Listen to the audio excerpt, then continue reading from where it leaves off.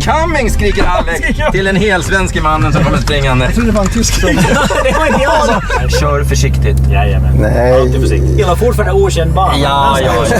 Okänd bana. Okänd bana. Sen kommer Klaus Bohl, sen kommer Fat Senna Forest och så vidare. Så här känner vi Carrera Cup långt över 200 där med 6 full flat out. Sen kommer man ut här och använder hela asfalten man kommer ut här. Du, det här går det dubbelt så fort som vi hade. Det är lite kalla däcken. Dubbelt så fort faktiskt. Nu kommer guppet. Hjälp! Mini Nordschleife med modern standard så vi är mycket bredare och tryggare. Vi behöver inte köra gel här. Nej, eller hur? Kommer den få samma status om den inte är livsfarlig då? Jag tycker att det kan gå fort här. Det borde finnas en liten varningstext att om man kommer hit med dåliga bilar kräver en bra bil. Förstår du vad jag menar? Välkommen till ett specialtest med Förnuft och känslan. Vi ska köra Gotland Ring och vi ska köra... Nu med asfalt. Ja, Sydslingan och Nordslingan, alltihopa. Ja. Och vi ska åka med Alec, han som har gjort hela banan. Inte gjort alltihopa, men han har liksom tänkt ut den. Ja, det är han som har designat den. Mannen bakom ska vi åka med en Porsche Cayenne Turbo GT. Ja. Ja, det ska bli fantastiskt kul. Ja. Han kan ju köra också lite. Han kan köra. Ja. Vilket är lite obehagligt för mig. Jag ska sitta i baksätet. Jag med. Och Men, vi har läsarfrågor och alltihopa. Men alltså, jag ser fram emot att åka. Ja. Ett varv på Riktiga nybyggda Gotland Ring. Sveriges Nürburgring. Ja, med han som har designat banan. Det är svårslaget. Ja, vi kör. Häng med. Alec, Ja. nu är du på film. All right. Kör försiktigt. Jajamän. Nej. Alltid försiktigt. Ja, men... Okänd bil och fortfarande okänd bana. Okänd bana. Okänd bana. Du kan väl köra runt den här när du blundar. Ja, det kan du. Ja. Walter Lörs, han körde redan flera varv vad jag har gjort på den här långa konfigurationen. Han körde 24 varv. 24, oj. Han åka med honom. Han kör så mjukt och fint, det är känt att köra. Nu är vi fortfarande på gamla delen. Känner du bakhjulsstyrningen? Ja, det är faktiskt, jag gillar de här nya, all teknologi med GT3 och alla de här. Man får ju väldigt fin dirty. Han gasar på ännu tidigare än vad jag gör. Ja, men han hade en mycket rundare, mjukare linje. Du, det här går det dubbelt så fort som vi hade. Det är lite kalla däcken. Dubbelt så fort faktiskt. Man måste få värme i däcken. Du ska ställa frågor. Ja. Absolut. Alltså, jag måste vara först börjat börja. Jag vill ha ut en nyhet på vår webb om att vad det kostar att köra på den här banan. Det var över 250 000 människor som gick och läste om det här. Så att intresset för den här banan i Sverige är enormt och även utomlands. Det är helt fantastiskt. Så nu sitter vi här med dig, du som har ritat banan. Och du kör den också bättre än många andra, skulle jag vilja säga.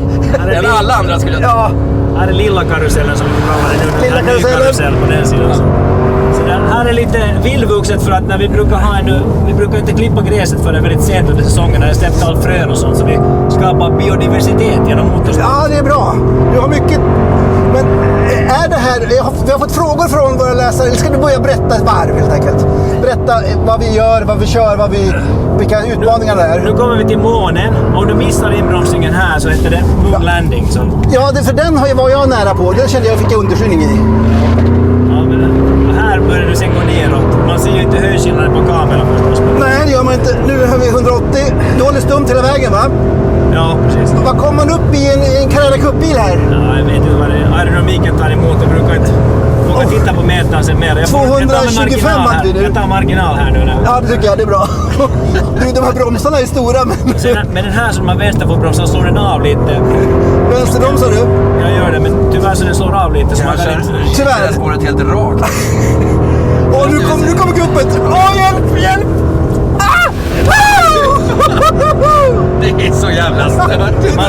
Jag lyfter lite så flyger inte för långt, för om man flyger lagom så går det fort. Ja, det förstår jag. Så nästa gång flyger vi längre. Men vad heter guppet? Du måste berätta det. Det är Havren Sky heter det. Ja. Sen kommer Klaus Bohl, sen kommer Fat Senna Forest och så vidare. Så här känner vi Carrera Cup långt över 200 där med 6 flat out. Alltså du kör väldigt bra. Du hittar runt här. Du hittar runt här, jävla konstigt. Det här är Tarmo-karusellen det här, så här kör vi lite lugnare nu den här gången. Sen kommer man ut här och använder hela asfalten man kommer ut här. Är det där du får köra av? Sen här, liten broms. Här är 15 meter på utfall, men man måste vara ganska tight här. Man får inte gå för långt ut i, för då tappar det viktigare den här nästa kurvan här. Om du inte får den rätt så hamnar du off-camber här så måste komma ut här så här. Det går dubbelt så fort som när du körde, men det känns ändå bättre på något sätt. Det tar stor marginal för vi är så många i bilen. Och så jag kör med stor marginal förstås. Ja, det är bra. Vi gillar de här marginalerna. Men ställ dina frågor nu, Alrik. Ja. Okej. Är det här Sveriges bästa racerbana? Om inte, vilken är bättre och varför? Undrar Lukas. Det är klart det är Sveriges bästa racerbana. Ja, vi säger bara ja på den. Så Ja, och alla kommer inte säga något annat än... Nej. Varför pratar i Sverige? Okej. Är det världens bästa racerbana? Det är fråga till mig. Ja. Men Nürburgring är vår inspiration, så det här är ju mini Nordschleife med modern standard, så vi har mycket bredare och tryggare. Vi behöver inte köra ihjäl det här. Nej, eller hur? Det är mycket tryggare. Inspirationen är ju, stora brorsan är ju förstås Nürburgring. Fan, du kör ju på gräset till och med. Och så har man ju däcken inte orkar med att hålla fästet. Och de här kurvorna, hastigheten in i... Oh. Ja, fortsätt. Ja, okej. Hur är höjdskillnaderna? De är ju rätt rejäla på Nürburgring, säger Anders. Här är 30 meters höjdskillnad. Det är ganska mycket för en modern bana. Ja, det är det fan. 30 meter. Okej, du kör väldigt lugnt fast du kör väldigt fort. Ja, det här Men han kör mjukt och fint som man ska göra, Alrik. Ja. Okej. Vad har det kostat att bygga den här södra slingan under Nils bakdäck? Ja, det är sekretessbelagt. Det är så billigt att ni tror inte heller. Nej, men... Vi är innovativa. Vi har alltid 70% av allt material är återvunnet. Okej. Och det betyder att vi har till exempel Nordkalks restmaterial. Bullervallarna är gjorda av restmaterial från kalkindustrin. Men hur många 100 miljoner kostar det då?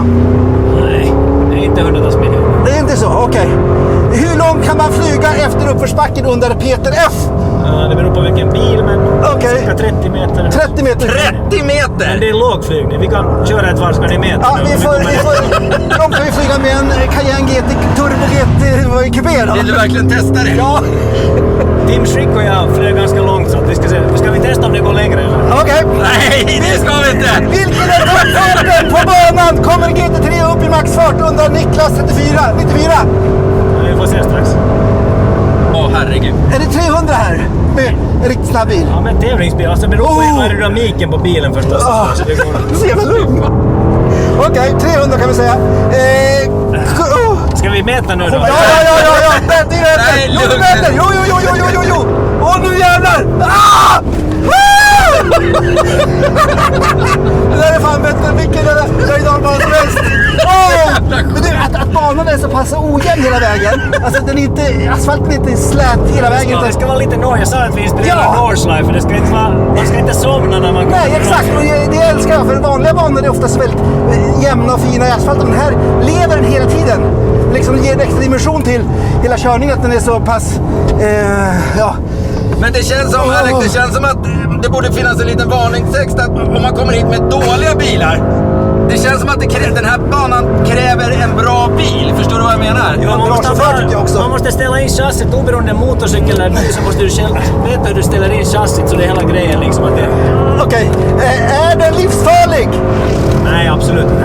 Det är en trygg version av Nordschleife. Jag blev svettigare när jag åkte med dig nu för att det gick dumt fort herre också. min jävla...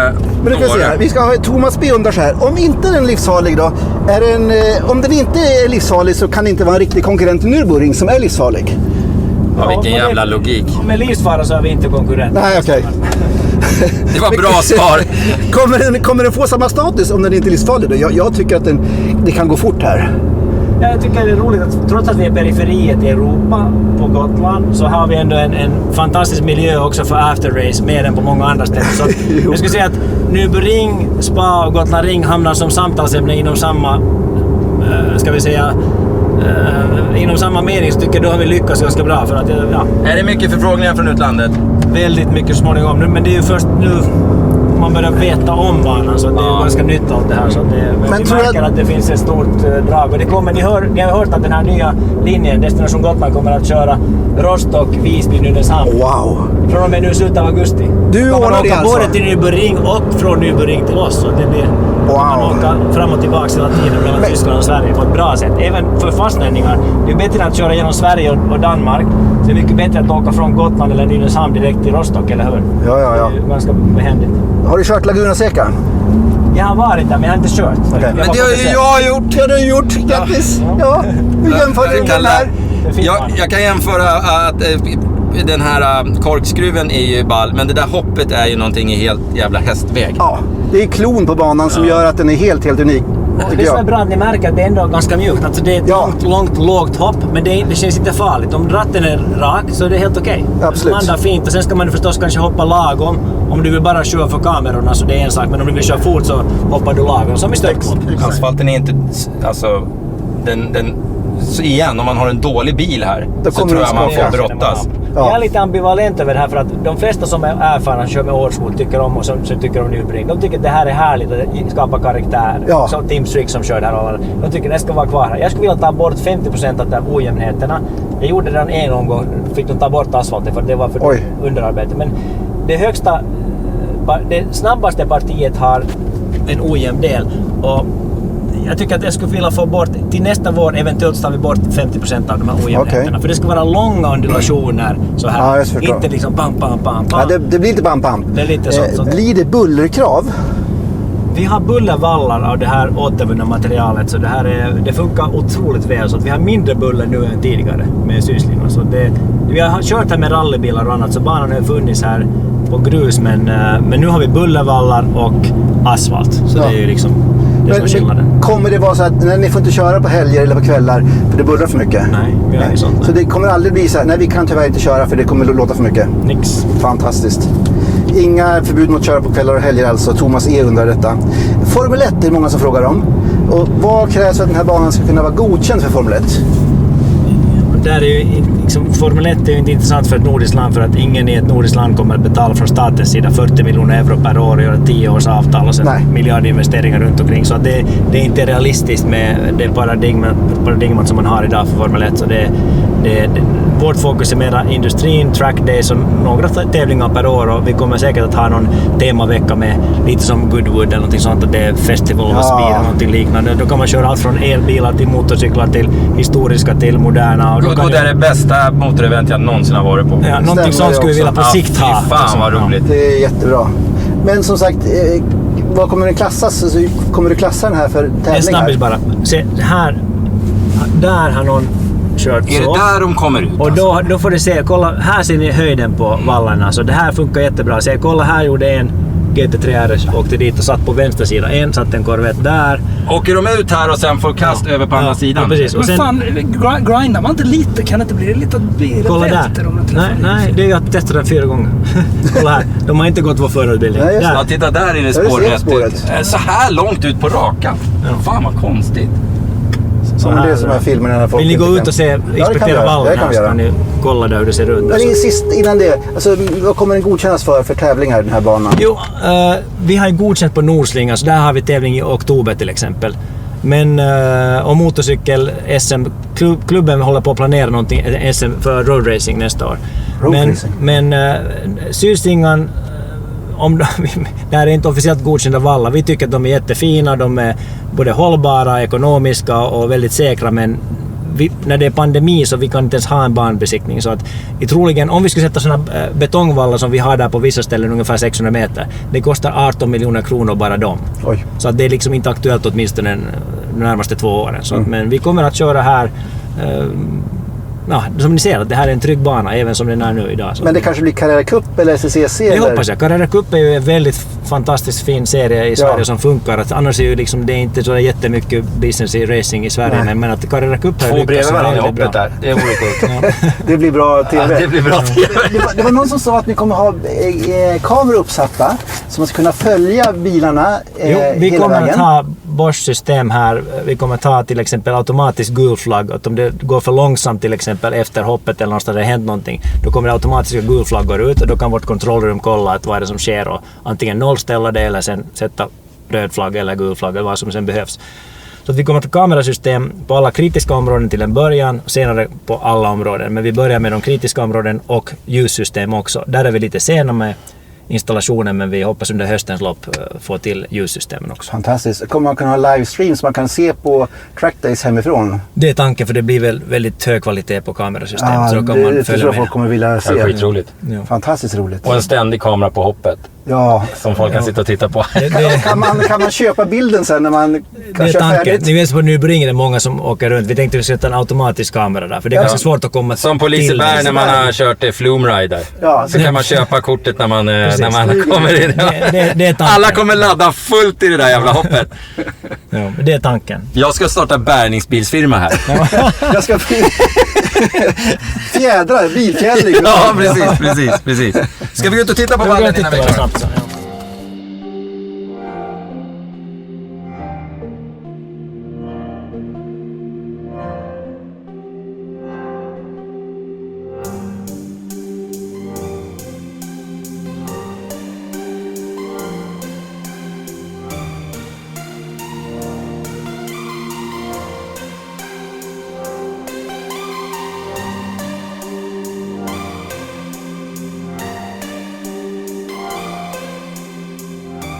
We are coming, skriker Alex till en helsvenske mannen som kommer springande. Jag tror det var en tysk som... det var ni som kommunicerade.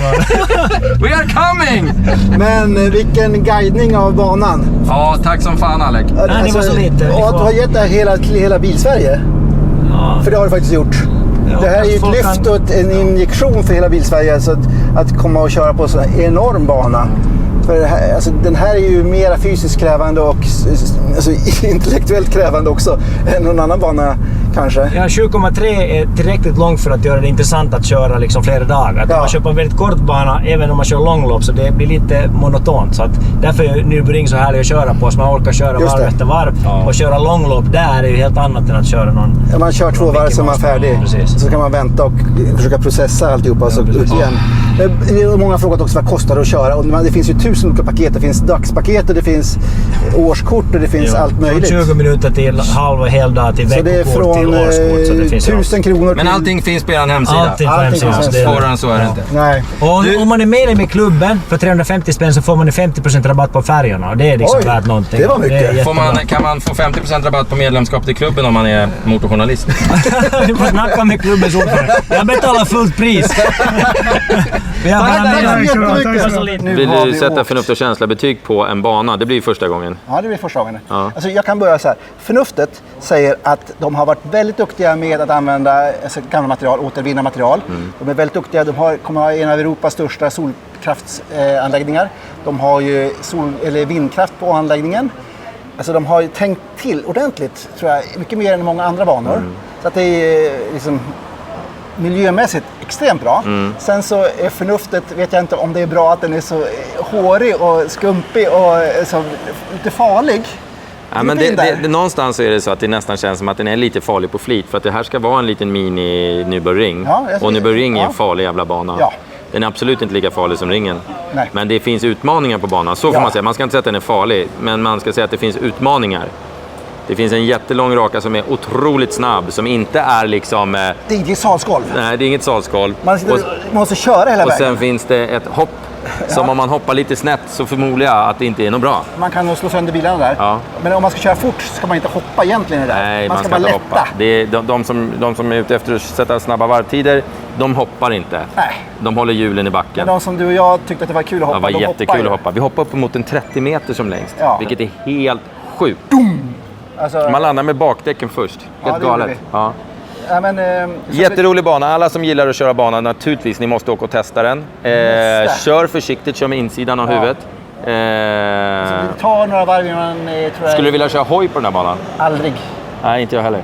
Nej, jag tror att det är Jag skulle inte farligt. vilja köra hoj på någon annan bana heller i Inte och för jag sig. heller. Nej. Men Nej, men alltså, den var intressant. Man sitter och liksom jobbar hela tiden. Man svettas. Alltså, det är en bana som är utmanande. ska ni åka dit, gå med i den här klubben som banan har, Ja. så får man halva priset på båtbiljetten också. Skitenkelt. Exakt. Ja. Vi ska inte stå och tala Vi- om vi för ska folk. göra- Vet du vad? Bana är precis som bilar, är banor en smaksak. Ja, men det här är fan en av de bästa banor som jag har kört. men jag tänker bara säga, vi låter folk avgöra själva. Ja, men åk dit och kör. testa, Men, avgör. men vårt betyg, Ja, sätt betyg då. jag sätter 9, jag vet inte varför. Men 9 rattar. 9 förnuftsbetyg, för den är lite farlig också. Och det är, så att annars är det 10. Så att jag har sett 9 förnuftsbetyg. Jag sätter 8 för att jag tycker att den är jätteläskig. Inte för att den är farlig, men för att jag är för dålig chaufför. Ja, men det är jag också. Men Men det är, Jag vet inte vad som skulle hända för att den skulle få högre betyg. Jag vet inte. Hur sätter man betyg på en bana? Sätta betyg på en bana var en jävla dum idé. Första gången vi gjort det. Ja, men jag säger också 9. Det blir 9 i snitt. 9. Ja. Bra, då så. Ja, det är bra betyg. Ja, men vi säger så. Hej. Åk dit.